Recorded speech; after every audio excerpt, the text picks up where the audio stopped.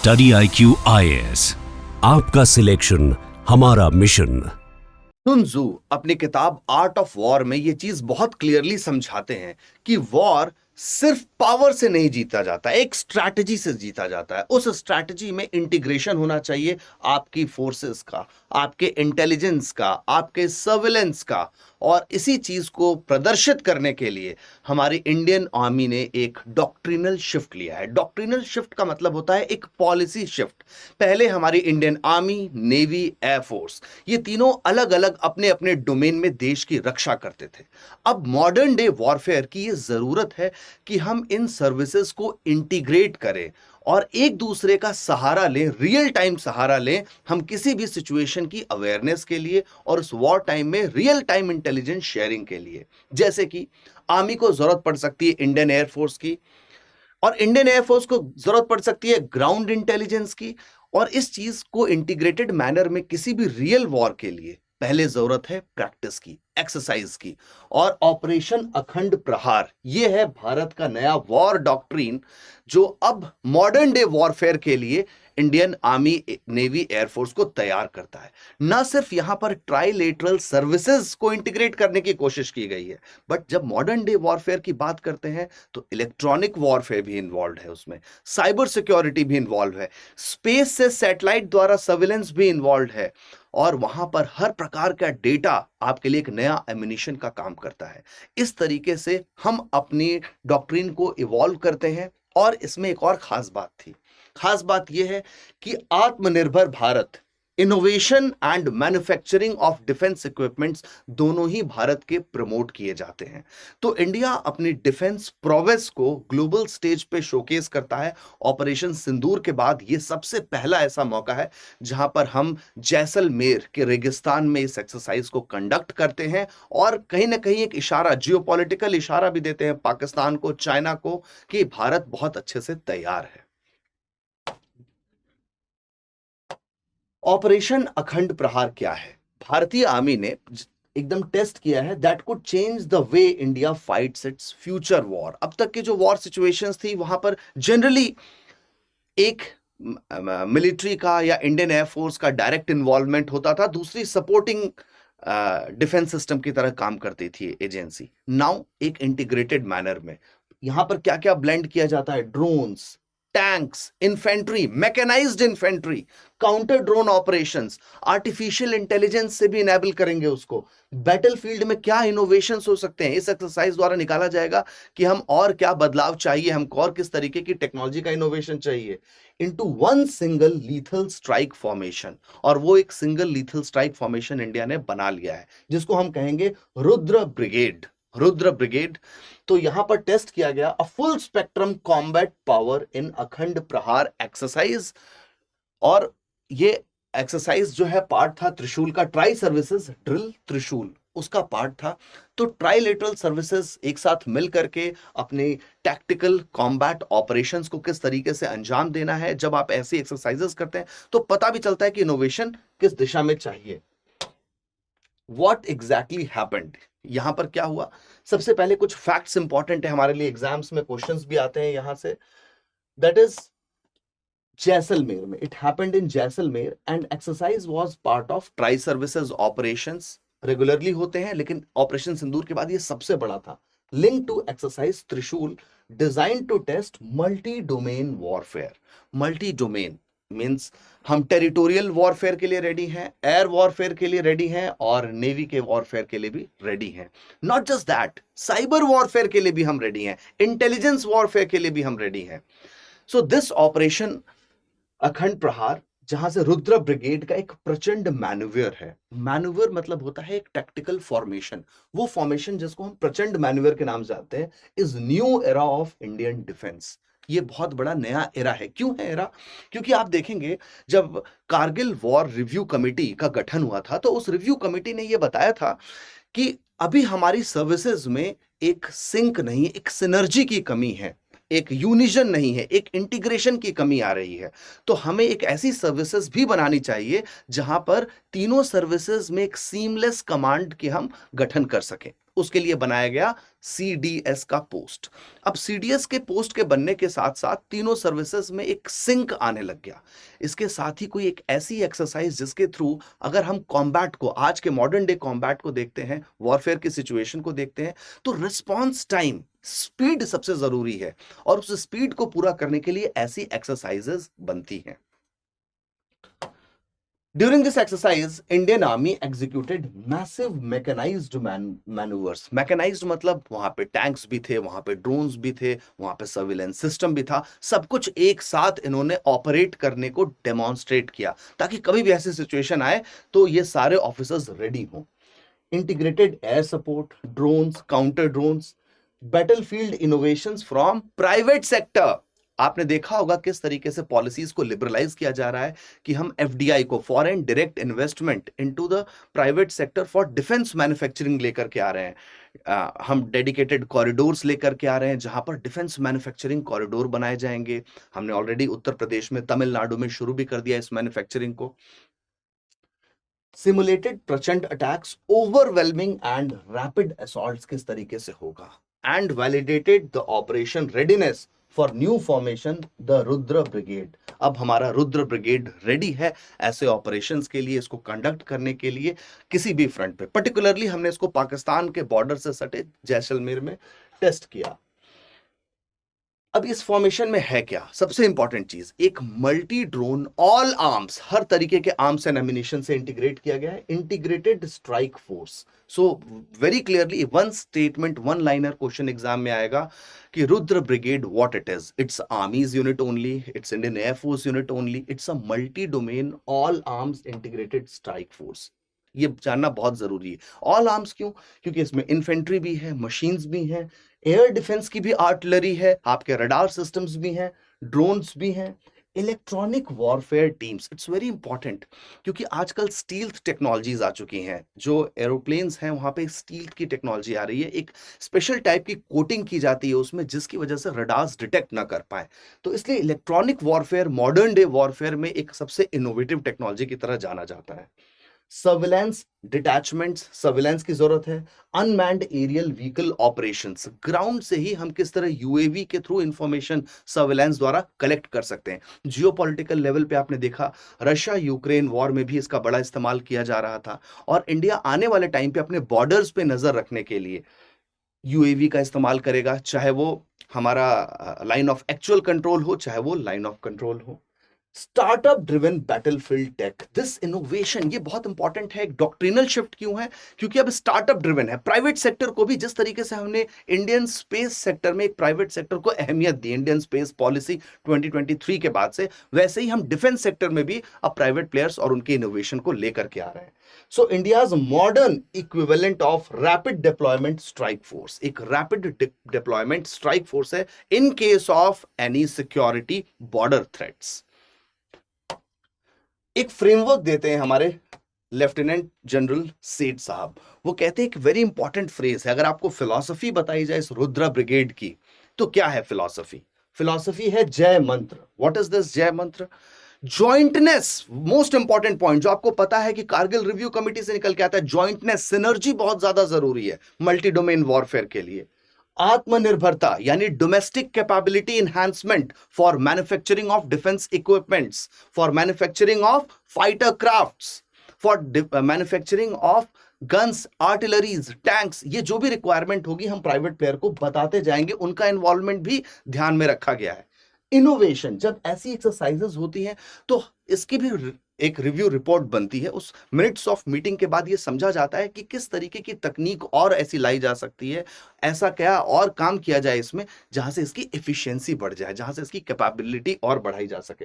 That is the innovation and this is what was exactly lacking in India's defence architecture. हम जो defence reform की बात कर रहे थे वो हमको टॉप लेवल पे जॉइंटनेस में भी मिल रहा है और मैन्युफैक्चरिंग लेवल पर आत्मनिर्भर भारत और इनोवेशन में भी देखने को मिल रहा है। इंडिया सीप्री रिपोर्ट के हिसाब से बहुत बड़ा इंपोर्टर रहा है आर्म्स एंड एमिनिशंस का, क्योंकि हमारे पास डोमेस्टिक मैन्युफैक्चरिंग कैपेबिलिटी नहीं थी। और ये एक ऐसा सेक्टर है जहां पर ये ना सिर्फ डिफेंस के लिए हेल्प करेगा, बट इंडिया की इकोनॉमिक डेवलपमेंट जर्नी में भी बहुत हेल्प करेगा। नई फैक्ट्रीज, नई नौकरी और इंडिया का स्किल डेवलपमेंट भी बहुत तेजी से बढ़ेगा। नए startups will absorb more people in working there. So this is extremely good for India's defense perspective and India's manufacturing capability building also. ये तीनों का मतलब समझते हैं। जॉइंटनेस, मॉडर्न डे वॉरफेयर में आर्मी, नेवी, एयरफोर्स पहले अलग अलग एक्ट करते थे, उनकी अपनी डोमेन एक्सपर्टीज होती थी, म्यूचुअल इंटरैक्शन कम रहता था। लेकिन अब जब सब एक साथ मिलकर के ऑपरेशंस कर रहे हैं, वर्ल्ड लेवल पे हम देख रहे हैं कि data has become the new dynamite. Now अब हम गोलियों से नहीं लड़ाई लड़ रहे हैं, अब हम मिसाइल्स का यूज कम कर रहे हैं, अब हम data warfare, cyber warfare, intelligence warfare की तरफ जा रहे हैं। तो ये इंपॉर्टेंट बन जाता है कि मॉडर्न वॉरफेयर में सबका इंटीग्रेशन होना बहुत जरूरी है। आर्मी को जरूरत है रियल टाइम एयर सपोर्ट की, इंडियन एयरफोर्स को भी जरूरत है ग्राउंड इंटेलिजेंस की, नेवी को चाहिए कि सैटेलाइट उसको गाइड करे किस तरीके से कहाँ मूवमेंट ओशन में देखने को मिल रही है, हम किस तरीके से सबमरीन्स को मूव कर सकते हैं। इस सब चीजों में एक इंटीग्रेशन की जरूरत है। This is called the jointness. हम इंडियन स्पेस का भी बहुत इंपॉर्टेंट प्रयोग करने जा रहे हैं इसमें, इसरो का भी बहुत इंपॉर्टेंट रोल होगा आने वाले टाइम में। आत्मनिर्भरता, जो हमने इंडिजिनस ड्रोन्स बनाए हैं उसको शोकेस करना, बिलीव करना बहुत इंपॉर्टेंट है कि इंडिया की defence manufacturing world class level पर है। अब इंडिया एक्सपोर्टर भी बनता जा रहा है, हम ब्रह्मोस मिसाइल्स एक्सपोर्ट भी कर रहे हैं। Indian counter drone systems, surveillance platforms, Indian tactical communication networks. Tactical communication networks important है क्योंकि क्या होता है, यह भी देखा गया है कि पहले वॉर के टाइम पे जब जीपीएस पे डिपेंडेंट था इंडिया, तो प्रॉब्लम यह होती थी कि GPS was managed by USA, तो वो किसी भी टाइम पर एक टैक्टिकल इंफॉर्मेशन के लिए डिले कर सकते थे। Now India has its own IRNS, NavIC. तो हमें ये tactical communication networks for defence बहुत ज्यादा जरूरी हो जाता है। Innovation, Konark corps and battle X ने इनोवेशन शोकेस किए, डिवीजन इंक्लूडेड। उन्होंने स्वार्म ड्रोन्स का इस्तेमाल करके दिखाया, loitering munitions, anti drone jammers. क्या है, जब ड्रोन आता है उसको सिग्नल्स नहीं मिलेंगे तो वो काम नहीं कर पाएगा, जैमर्स यूज कर लेंगे। Artificial intelligence assisted surveillance, this is very important. जब इंटरनेट ऑफ थिंग्स हमारे गैजेट्स को कंट्रोल कर रही है, तो उस इंफॉर्मेशन को फिल्टर, मल्टीपल जो डेटा सोर्सेज को फिल्टर करके एक रेलेवेंट डिसीजन मेकिंग में एआई बहुत हेल्प करेगा। रैपिड रिपेयर सिस्टम्स, किस तरीके से फास्ट रिपेयर किया जा सके, मूवमेंट्स क्या हो सकती हैं ट्रूप्स की, वो भी आर्टिफिशियल इंटेलिजेंस हेल्प करेगा डिटेक्ट करने में। तो ये फिलॉसफी बहुत अच्छी है इस न्यू डॉक्ट्रिन की, न्यू रिफॉर्म की। ये एक्सरसाइज इतना मैटर क्यों करती है हमारे लिए? क्योंकि सबसे पहले हमारे बॉर्डर पर सिचुएशन है कि पाकिस्तान एक साइड, अभी आपने देखा operation Sindoor, Pahalgam attack. Now many a times state sponsored terrorism from the opposite side of the border comes to India via infiltration। तो हमारी आर्मी को हमेशा रेडी रहना पड़ेगा। इसलिए भी रेडी रहना पड़ेगा क्योंकि वो स्टेट एक न्यूक्लियर स्टेट है, तो कभी भी वॉर जो है वो न्यूक्लियर वॉर की तरफ ना जाए, इसलिए कन्वेंशनल वॉरफेयर को बहुत फास्ट किया जाए, टैक्टिकल किया जाए, रैपिड किया जाए और उसको डी एस्केलेट कर दिया जाए। Pakistan conventional military capability has eroded drastically, तब से वो ड्रास्टिकली इरोड हो चुकी है। That does not give Pakistan time to escalate to nuclear threats, इसलिए पाकिस्तान बहुत जल्दी न्यूक्लियर थ्रेट पे आ जाता है। The Rudra brigade serves exactly that purpose कि जब तक हमारा कन्वेंशनल वॉरफेयर है, इंडिया उस सिचुएशन को डी एस्केलेट कर सके। रुद्रा में चेंज हाउ आर्मी ऑपरेट्स। अब आर्मी का ऑपरेट करने का तरीका बहुत अलग होगा क्योंकि वो इंटीग्रेटेड डोमेन में काम करेगी। Likely from cold start to cold strike doctrine. Cold start से कोल्ड स्ट्राइक का मतलब क्या हुआ? कोल्ड स्टार्ट मतलब धीरे धीरे जितना एक प्रोपोर्शनेट रिस्पॉन्स दिया जा रहा था, now it will be a cold strike doctrine. Rapid mobilisation जहां पे होगा फोर्सेस का, multi domain precision attacks, deep penetration without strategic escalation. आपने देखा बालाकोट स्ट्राइक हो या फिर ऑपरेशन सिंदूर हो, इंडिया बहुत प्रिसाइजली उनके कैंप्स पे अटैक कर पाता है अपनी टेक्नोलॉजी के द्वारा, और यही चीज है cold strike doctrine. UPSC civil services mains में भी इसका क्वेश्चन आ सकता है, what is cold strike doctrine, what is Rudra brigade. ये एक नई रिफॉर्म है, एक नई पहल है इंडियन आर्मी को इंटीग्रेट करने के लिए जो अदर सर्विसेज से। दूसरे साइड पे आप देखेंगे China fights multi domain warfare by doctrine. India answer, India का आंसर बहुत क्लियर है कि हम चाइना के साथ भी इसका इस्तेमाल करेंगे अपने बॉर्डर्स पे, चाहे वो अरुणाचल का बॉर्डर हो, चाहे वो लद्दाख का बॉर्डर हो। टू फ्रंट वॉर की जो सिचुएशन थी उसको टैकल करने के लिए हमें इस ब्रिगेड का इस्तेमाल करना पड़ेगा। Multi domain operations, how Wars will be fought. Wars अब जो है वो सिंपल तरीके से नहीं होंगे, वो होंगे ही मल्टी डोमेन में। Now a tank does not just fire shells, tank का काम सिर्फ शेल फायर करना नहीं होगा, उसका काम होगा कि वो सेंसर्स का इस्तेमाल करे और डेटा कलेक्ट करे। आर्टिफिशियल इंटेलिजेंस द्वारा वो प्रिसीजन के साथ खुद अपना डायरेक्शन भी निर्धारित करेगा। कोई इनकमिंग मिसाइल आ रही है उसको इंटरसेप्ट भी कर लेगा। It shares data with drones overhead, जो ऊपर ड्रोन्स फ्लाई कर रहे हैं एयर वॉरफेयर की तरफ से, तो ये टैंक उनको डेटा भी देगा दुश्मन की ट्रूप्स की मूवमेंट की। इट रिसीव्स बैटलफील्ड अलर्ट्स, उसको अलर्ट ड्रोन्स भी देंगे कि यहां पर मूवमेंट दिख रही है। It is guided by satellites, it is protected by air defence teams near by. तो एक कोऑर्डिनेटेड एफर्ट आपको दिख रहा है इंडियन एयरफोर्स में और आर्मी में। It moves based on real time information from electronic warfare units, वो उसको इंफॉर्मेशन देंगी। तो अब जो मॉडर्न डे वॉरफेयर या मल्टी डोमेन वॉरफेयर है वो सिर्फ लैंड एयर वाटर का नहीं रह गया है, वो अब टेक्नोलॉजी वॉरफेयर है, साइबर वॉरफेयर है, यानी स्पेस वॉरफेयर है। यहाँ पे बहुत सारे मल्टीपल डोमेन्स हैं। तो इंडिया ने बहुत अच्छे से इफेक्टिवली अभी आर्मी, एयरफोर्स, नेवी को तो हम इंटीग्रेट कर रहे हैं, साथ में जो टेक्नोलॉजी इंटीग्रेशन है उसको और तेजी से बढ़ाने की जरूरत है कि हम साइबर और स्पेस में भी अपनी धाक जमा पाए। This is why Rudra brigade is important, because it integrates these things all in one. So it is an all arms ready tactical force for multi domain warfare.